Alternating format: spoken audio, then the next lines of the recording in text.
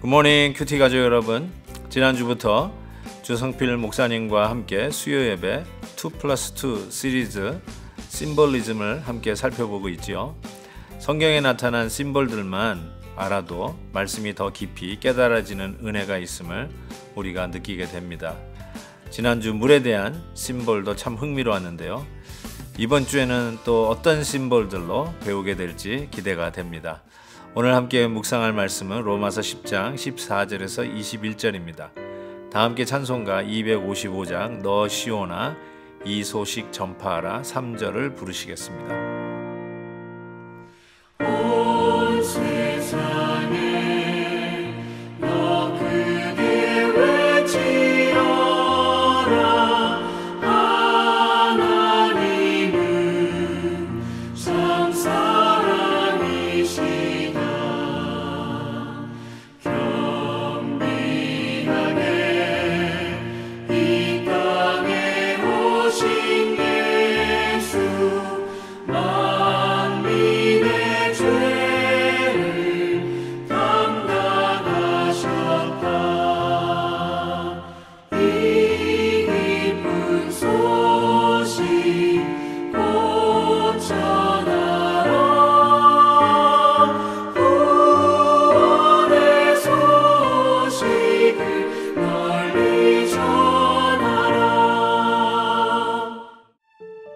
그런즉 그들이 믿지 아니하는 일을 어찌 부르리요? 듣지도 못한 일을 어찌 믿으리요? 전파하는 자가 없이 어찌 들으리요? 보내심을 받지 아니하였으면 어찌 전파하리요? 기록된 바 아름답도다 좋은 소식을 전하는 자들의 발이여 함과 같으니라. 그러나 그들이 다 복음을 순종하지 아니하였도다. 이사야가 이르되 주여 우리가 전한 것을 누가 믿었나이까 하였으니 그러므로 믿음은 들음에서 나며 들음은 그리스도의 말씀으로 말미암았느니라. 그러나 내가 말하노니 그들이 듣지 아니하였느냐? 그렇지 아니하니 그 소리가 온 땅에 퍼졌고 그 말씀이 땅 끝까지 이르렀도다 하였느니라. 그러나 내가 말하노니 이스라엘이 알지 못하였느냐?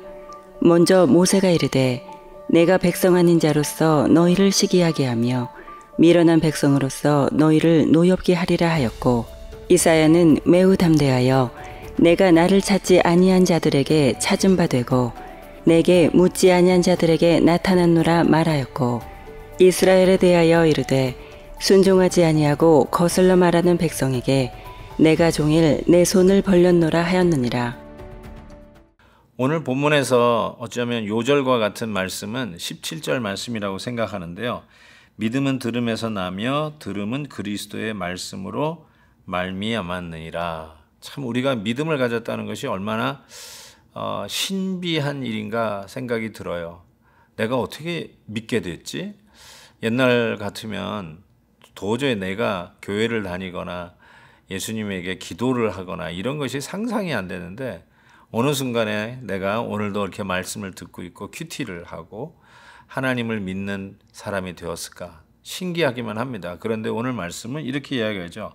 믿음은 들음에서 난다. 그리고 그 들음은 그리스도의 말씀으로 말미암는다 라고 이야기를 하죠.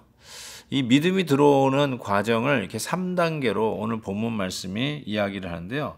오늘 14절 말씀 보니까 14절에서 15절까지죠. 좀 거꾸로 좀 살펴보면 15절에 보내심을 받지 아니하면 어찌 전파하리요? 기록된 바 아름답도다 좋은 소식을 전하는 자들의 발이여 함과 같으니라.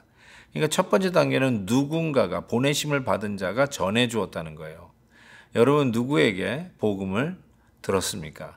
이 전해 주는 자가 없으면, 즉 여기서 보내심을 받았다는 말은 어떤 공식적인 인증된 그의 믿음이 공인된 이런 사람이 나가서 복음을 전하는 거겠죠.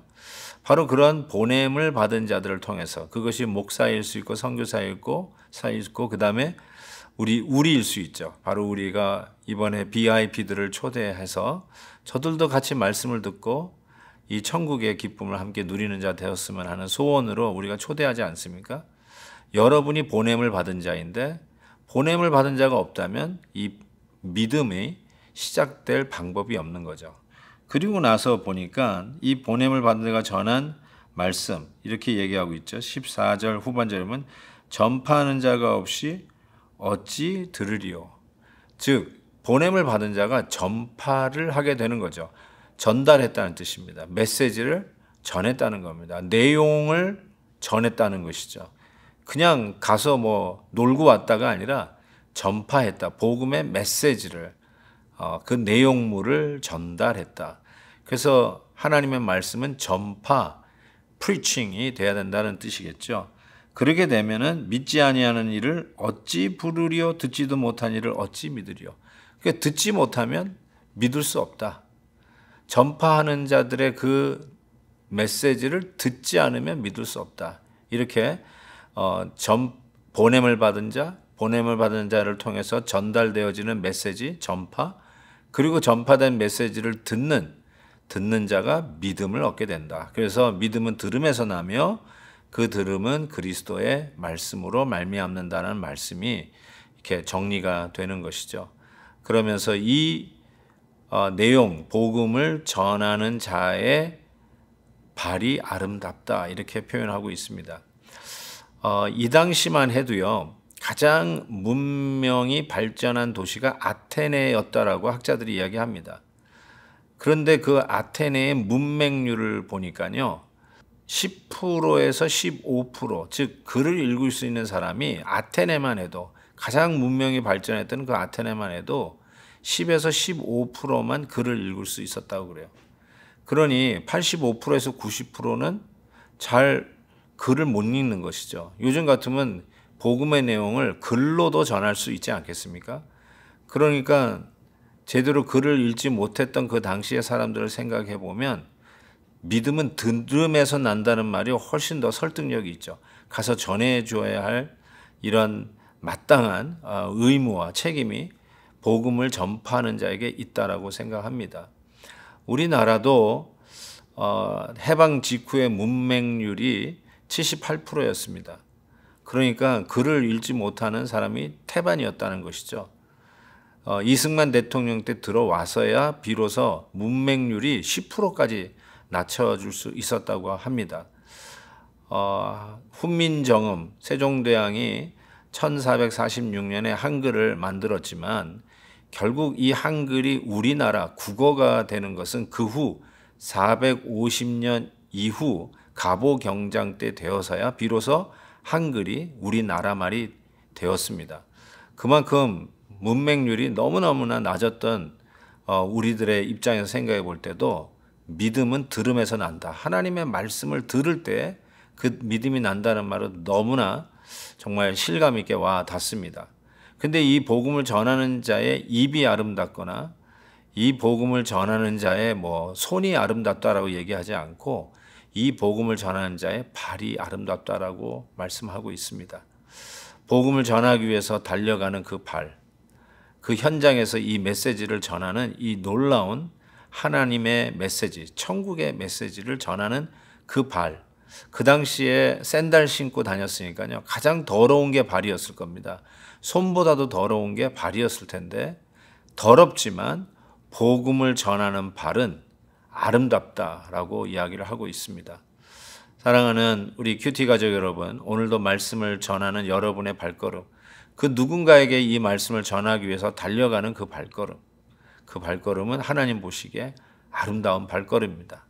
내 바쁜 시간 쪼개어서, 아니 어쩌면 내 직장에서 어플을 받아서 이 복음을 전하기 위해서 그 누군가에 달려가는 그 발걸음은 하나님 보시기에 너무나도 아름다운 발이라고 말씀드릴 수 있겠습니다. 발이 아름다운 사람들, 그것이 바로 오늘도 때를 얻든지 못 얻든지 복음을 전하는 저와 여러분이라고 분명히 믿습니다. 하나님의 영광을 위해서 오늘도 그 어디든지 복음이 필요한 우리 이웃을 향해서 달려가는 아름다운 발들이 되기를 주의 이름으로 축복합니다. 하나님 아버지 감사합니다. 오늘도 말씀을 통해서 우리들이 어떻게 믿음을 얻게 되었는지를 깨닫게 해주셔서 감사합니다. 그 희생의 아름다운 발을 가진 자들의 희생과 땀과 피를 통해서 우리는 그 아름다운 복음의 메시지를 듣고 구원을 얻는 믿음을 얻게 되었음을 고백합니다. 하나님 아버지, 우리도 그 복음을 전하는 전파자가 되게 하여 주옵소서. 예수 그리스도의 이름으로 기도하옵나이다. 아멘. 내일 또 뵙겠습니다.